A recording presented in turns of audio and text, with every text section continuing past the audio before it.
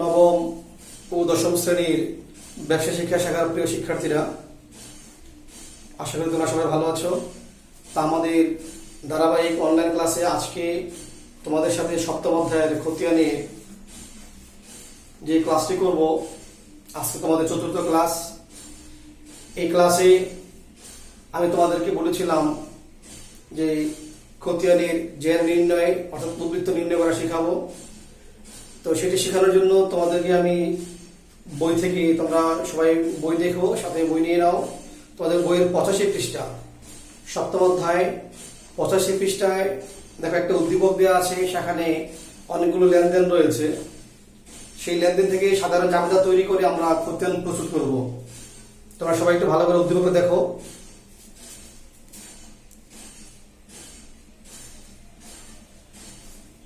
এই উদ্দীপক থেকে খতিয়ান তৈরি করার পূর্বে খতিয়ানের লেনদেনটাকে পুষ্টি কিভাবে দেব এবং আমরা উদ্বৃত্ত কিভাবে নির্ণয় করব তা শেখার আগে আমরা জাবেদাগুলো করে নিচ্ছি। তোমরা সবাই আমার সাথে জাবেদাগুলো করে নাও। জাবেদার ছক আঁকো সবাই আমাদের খাতায়। তোমাদের নিশ্চয়ই জাবেদার ছক মনে আছে যে আমাদের জাবেদার ছক হবে 5 কলামের।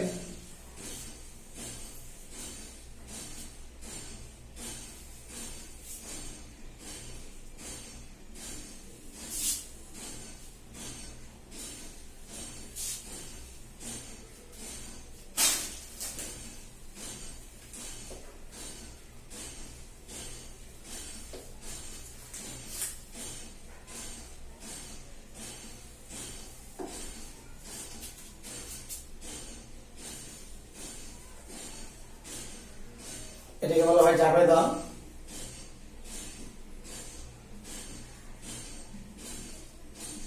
খতিয়ান করার জন্য জাবেদা করা জরুরি নয়।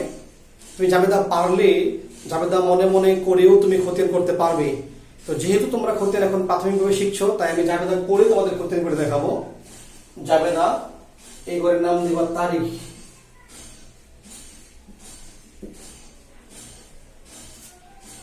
বিবরণ, তারিখ, বিবরণ। জাবেদার মধ্যে, জাবেদার পরে যদি আমরা খতিয়ান লিখে থাকি, তো এটি প্র্যাকটিক্যালি কাজ করার সময় জাবেদা থেকে খতিয়ানের কত পৃষ্ঠা লেনদেন তালিকা হলো সেটি জানার জন্য এখানে দেখা হয় খতিয়ান পৃষ্ঠা। এটি এখন খালি থাকবে, বাট খতিয়ানে পোস্টিং দেওয়ার সময় এখানে টিক দেওয়া লাগে যেটা আমাদের পোস্টিং দেওয়া হয়েছে। এটা বাস্তবিক অর্থে কাজ করার সময় ব্যবহার হয়।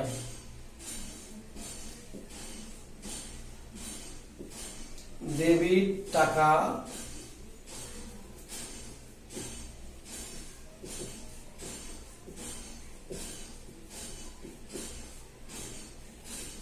ক্রেডিট টাকা, এই হলো আমাদের জাবেদার ছক। তোমরা 85 পৃষ্ঠা দেখো, উদ্দীপকটি বলা আছে 2017 সালের মার্চ মাসের 1 তারিখে জনাব শহীদ, তোমরা দেখো তোমাদের বই 2017 সালের মার্চ মাসের 1 তারিখে জনাব শাহিন নগদ 1 লক্ষ টাকা নিয়ে শাহিন ট্রেডার্স নামে ব্যবসায় শুরু করে। উক্ত ব্যবসায়ের লেনদেনগুলো নিচে দেওয়া আছে, আমরা ওদের নাম দেব শাহিন ট্রেডার্স। জনাব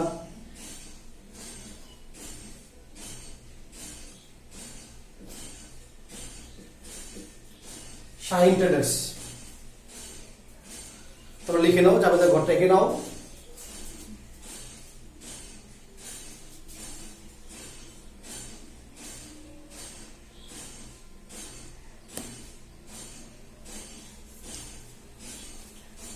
জাবেদা লিখো, শাহিন ট্রেডার্স লিখে বলা আছে অঙ্ক করা ছিল 2017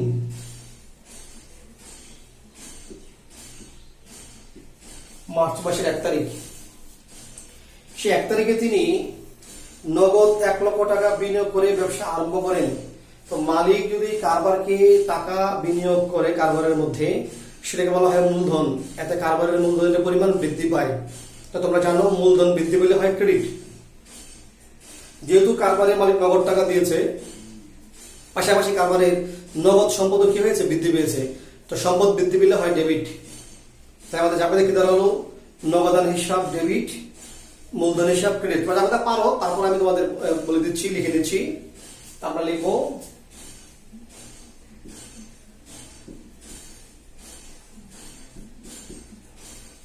নগদান হিসাব ডেবিট,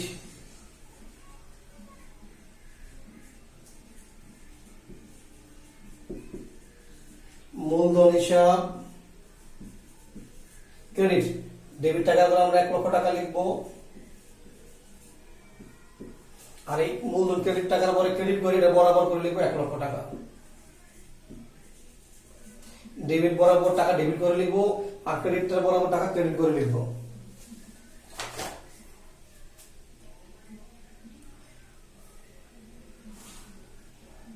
লিখেছো নিশ্চয়ই, দেখেছো সবাই। এবার আমরা এটা ব্যাখ্যা লিখে নেব। যেহেতু নগদ টাকা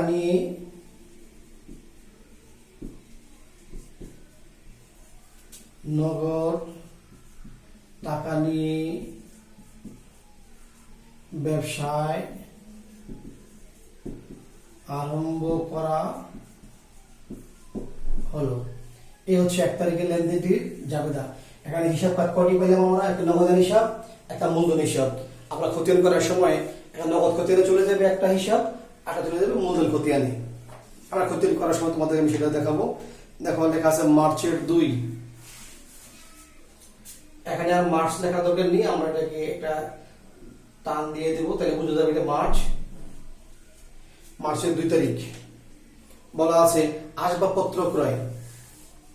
যেহেতু সে শাইন ট্রেডার্স নামে একটি ব্যবসা শুরু করেছে, আর সেই ব্যবসার জন্য সে আসবাবপত্র কিনেছে।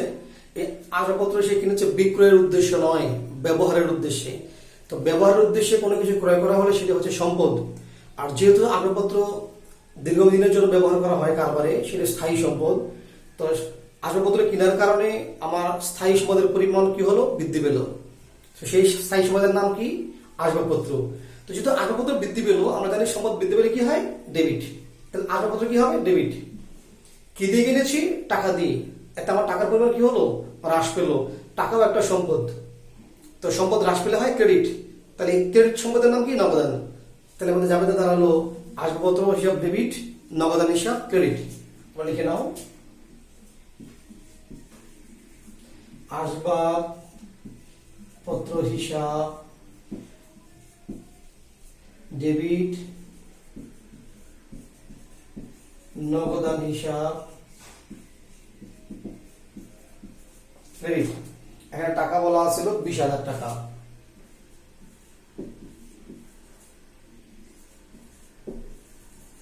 আমি একটু দ্রুত বলছি তোমাদেরকে এই জন্য, যেহেতু তোমরা জাবেদা অধ্যায়ে এইগুলো জাবেদাগুলো শিখেছো, জাস্ট খতিয়ান করার জন্য তোমাদের জাবেদাগুলো তোমাদের খাতায় থাকা দরকার। এই জন্য আমি করে দিচ্ছি, তোমরা খাতায় জাবেদাগুলো করে নাও।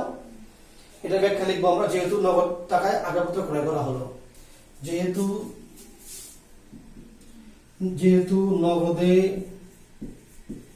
আসবাবপত্র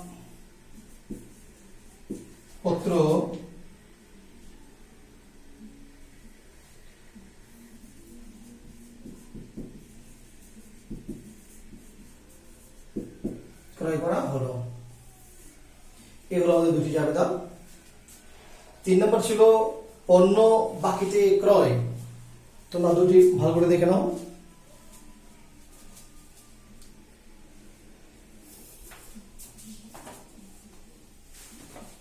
আমি উপরে জাবেদা দুটি মুছে দিচ্ছি।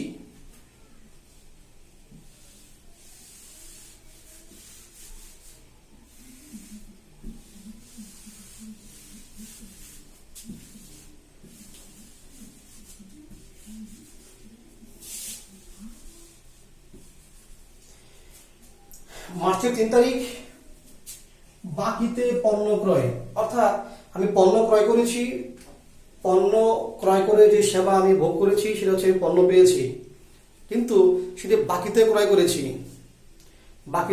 করেছি, যার টাকা এখন আমি পরিশোধ করিনি। পরিশোধ আমাকে ভবিষ্যতে করতে হবে, পরে করতে হবে, দিতে হবে। তো পরে দিতে হলে সেটাকে বলা হয় দায়, মানে প্রদেয় হিসাব। বাকিতে পণ্য ক্রয়ের মাধ্যমে যে হিসাবের সৃষ্টি হয় তার নাম হচ্ছে পাওনাদার অথবা প্রদেয় হিসাব। টাকা আমাকে পরবর্তীতে দিতে হবে, মানে প্রদেয়, এটা আমার দায়। তাই আমার এখানে যে পণ্য কিনেছি এটা আমার একটি ব্যয়, মনোবাজাতীয় ব্যয়। আর পণ্যকে সেটাকেই পণ্য বলা হয় যেটি বিক্রয়ের উদ্দেশ্যে ক্রয় করা হয়। তাহলে আমরা এখানে বলবো ক্রয় হিসাব ডেবিট। যেহেতু টাকা আমি এখনো দেইনি, ভবিষ্যতে দিব, তাই পাওনাদার আমরা লিখতে পারি। প্রদেয় হিসাবও লিখতে পারি। তাহলে মাসিক চিন্তা লিখতে আমরা বলবো ক্রয় হিসাব ডেবিট, ক্রয় হিসাব ডেবিট, পাওনাদার হিসাব ক্রেডিট।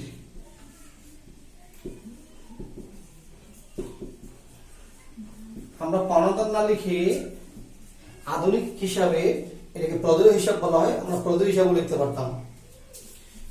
দেখো টাকাটা ছিল এখানে 30,000 টাকা,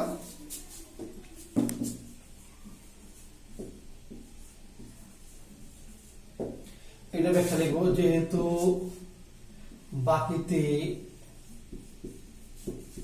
পণ্য ক্রয় করা হলো, যেহেতু বাকিতে পণ্য ক্রয় করা হলো। এবার আছে 5 তারিখ, পণ্য বিক্রয় 25,000 টাকা। মার্চের 5 তারিখ পণ্য বিক্রয় 25,000 টাকা। জাবেদাগুলো বইয়ে যদিও লেখা আছে, আমি তোমাদেরকে একটু বিষয়টা তোমাদের যে জাবেদা শিখেছো সেটাকে একটু মনে করে দেওয়ার জন্য আমি নিজে আমার জাবেদাগুলো করে দিচ্ছি, তারপরে আমি খতিয়ানটা করবো। তো 5 তারিখে বলেছে পণ্য বিক্রয়, সেই পণ্য বিক্রয়টা কিভাবে বিক্রয় করলো, নগদে না বাকিতে, সেটা কিছুই এখানে বলা নেই। তো এরকম যদি লেখা থাকে তাহলে আমরা ধরে নেব সেটা অবশ্যই নগদে বিক্রয় করা হয়েছে, যেহেতু কার কাছে বিক্রি করেছে, কিভাবে বিক্রি হয়েছে বলা নেই, সুতরাং এটি অবশ্যই নগদে বিক্রি হয়েছে। তো বিক্রি হলে কারবারের মধ্যে কারবার হলো কি নগদ টাকা। তো নগদ টাকা পেলে পরে কারবার নগদ সম্পদের পরিমাণ কি হলো, বৃদ্ধি পেল। সম্পদ বৃদ্ধি পেলে হয় ডেবিট, তাহলে নগদান হিসাব ডেবিট। আর একদিকে কারবারের আয় বৃদ্ধি পেল, আয় হচ্ছে এখানে বিক্রয়, তাহলে বিক্রয় হিসাব ক্রেডিট। তাহলে আমরা বলবো নগদান হিসাব ডেবিট,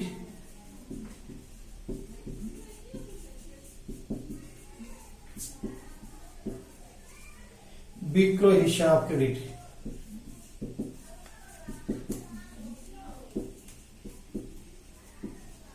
টাকাটা হচ্ছে 25,000 টাকা।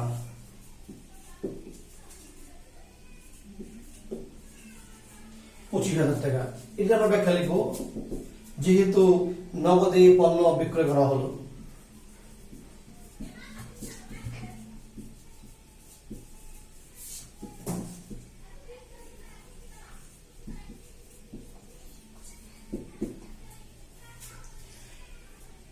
আট তারিখে রয়েছে বহি ফেরত। বহি ফেরত বলতে বোঝানো হয় যে ফেরত কারবারের বাইরে দেয়া হয়, মানে যায়, যে ফেরত দেয়া হয় সেটাকে বলে বহি ফেরত, মানে কারবারের বাইরে যে ফেরত যায়। তো তুমি একটু চিন্তা করে দেখো কোন পণ্য ফেরত যেতে পারে। আমরা যদি কোনো পণ্য বিক্রি করি সেই পণ্য কি আমার কাছে ফেরত আসবে না যাবে? অবশ্যই পণ্য বিক্রি করলে সেই পণ্য আমার কাছে ফেরত আসবে। যদি পণ্য ফেরত আসে সেটাকে বলা হয় আন্ত ফেরত।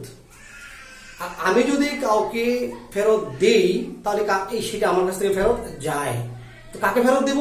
যার কাছ থেকে আমি পণ্য ক্রয় করেছি তার কাছে ফেরত দিলে সেই পণ্য আমার যাবে, এটা বলে বহি ফেরত। তার মানে বহি ফেরত মানে হচ্ছে ক্রয় ফেরত।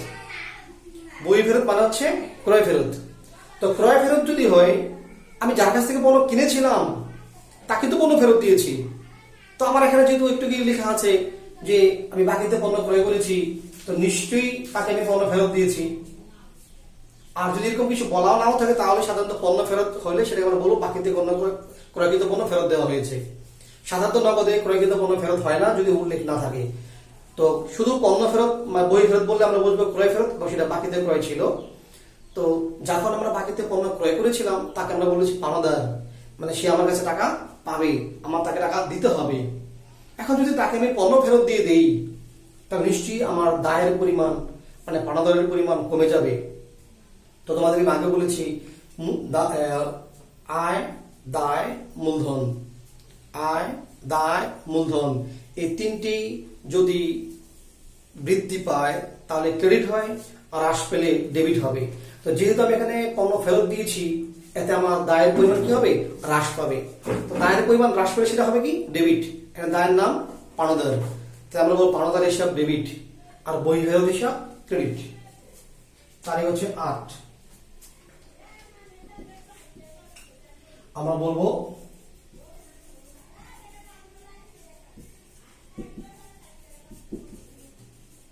পাওনাদার হিসাব ডেবিট। বই ফেরত অথবা ক্রয় ফেরত বলতে পারি বই ফেরত হিসাব ক্রেডিট। দেখো এখানে টাকা আছে 2000 টাকা।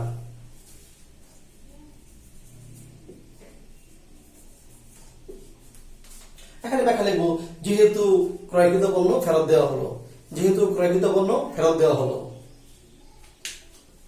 তোমাদের দেখে চলে এসছি, আমি একটু মুছে দিচ্ছি উপর থেকে।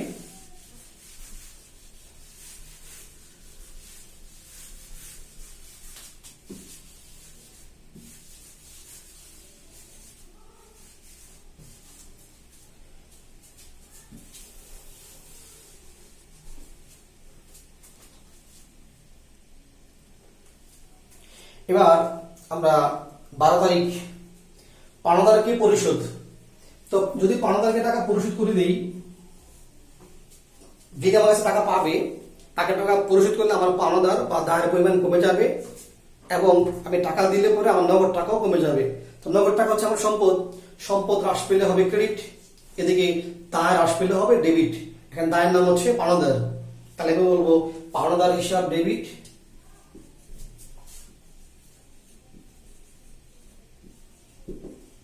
পাওনাদার হিসাব ডেবিট। যেহেতু নগদ টাকা দিয়েছি তাই বলবো নগদান হিসাব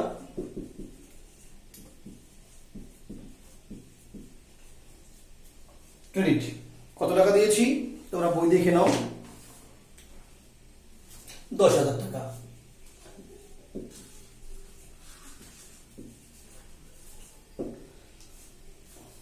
টাকা ব্যাখ্যা লিখবো যেহেতু যেহেতু পাওনাদারকে পরিশোধ করা হলো।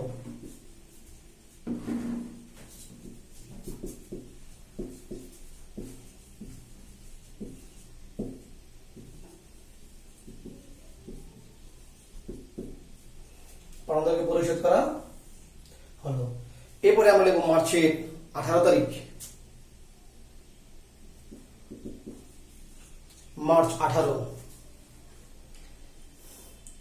ব্যাংকে হিসাব খোলা হলো। ব্যাংক হিসাব খোলা হলো কথার অর্থ হচ্ছে কারবারের জন্য ব্যাংকে একটি হিসাব খোলা হলো। টাকা আর হিসাব খোলার জন্য একটা টাকা জমা দেওয়া লাগে, যেটা এখানে দেওয়া আছে। তো ব্যাংকে হিসাব খোলা হয়। ব্যাংকে হিসাব সাধারণত 3 ধরনের হয়: স্থায়ী হিসাব, চলতি হিসাব, সঞ্চয় হিসাব। তো কারবারের নামে যে হিসাবটা করা হয় সেটি হলো চলতি হিসাব, আর যখন কোনো ব্যক্তি নামে হিসাব করা হয় সেটা হলো সঞ্চয় হিসাব। তো যদি এখানে ব্যাংকে হিসাব খোলা হলো বলা আছে, তাহলে আমরা নিশ্চয়ই কারবারের জন্য চলতি হিসাব খুলেছি। কত টাকা দিয়ে? সেটা হচ্ছে 15,000 টাকা দিয়ে হিসাব খোলা হয়েছে। তো অর্থাৎ টাকাটা ব্যাংকে জমা দেওয়া হয়েছে, জমা দিলে টাকাটা আমার ব্যাংকে জমা আছে, আর কারবারের নগদ টাকা কি হলো? হ্রাস পেল। তাহলে আমরা বলবো ব্যাংক হিসাব ডেবিট, নগদান হিসাব ক্রেডিট।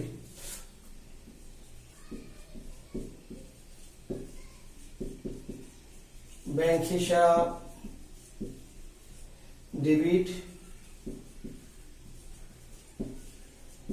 নগদান হিসাব ক্রেডিট। টাকা হচ্ছে 15,000। যেহেতু অনলাইন ক্লাস, তোমাদের সাথে আসলে আমাদের প্রশ্ন জিজ্ঞাসা বা উত্তর দেওয়ার সুযোগ আমাদের হচ্ছে না। তো তোমরা বিষয়গুলো বারবার দেখো, বোঝার চেষ্টা করো, প্রয়োজন হলে আমাকে ফোন করো, অথবা আমরা যখন আমরা ক্লাসে চলে আসব তখন তোমাদের কোনো প্রশ্ন থাকলে সেগুলোর উত্তর অবশ্যই আমি দিয়ে দেওয়ার চেষ্টা করবো ইনশাল্লাহ। আর এমনিতে তোমাদের কোনো প্রবলেম হলে তোমরা আমাকে জিজ্ঞেস করবে, আমি তোমাদেরকে বুঝিয়ে দেবো ইনশাল্লাহ। তা আমরা এখানে এটা দেখা নেব, যেহেতু ব্যাংকে হিসাব খোলা হলো। আমাদের নেক্সট লেনদেন ছিল 22 তারিখ, মার্চের 22। সেটি হচ্ছে পণ্য বিক্রয় বাবদ চেক প্রাপ্তি।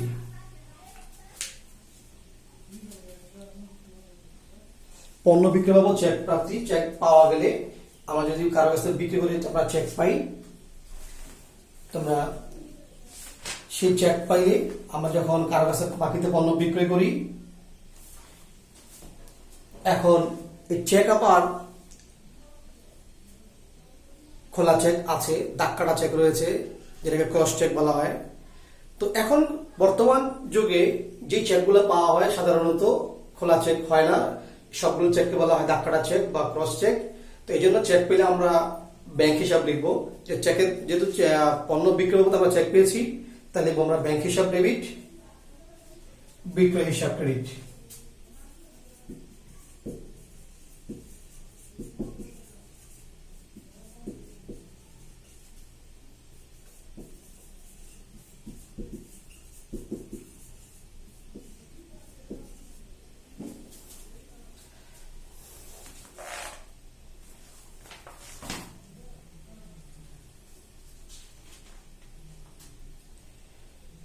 টাকাটা হচ্ছে 8,000 টাকা।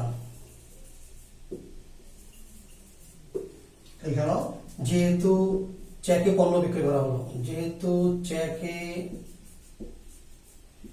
পণ্য বিক্রয় করা হলো,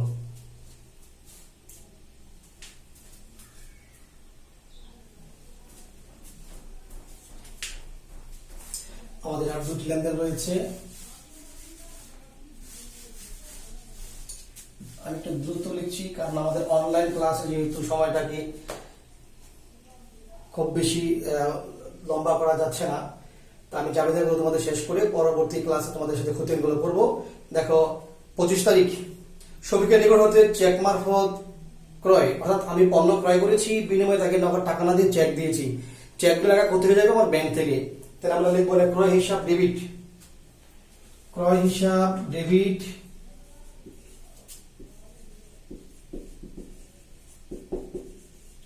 ক্রয় হিসাব ডেবিট,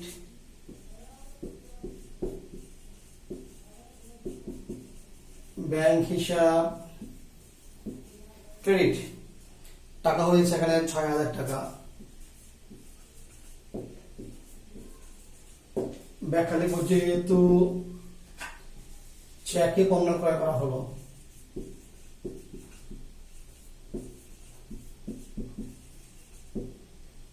পণ্য ক্রয় করা হলো। আমাদের নেক্সট লেনদেন 28 তারিখ কর্মচারীদের বেতন পরিশোধ। আমাদের যারা কাজ করেছে তাদের বেতন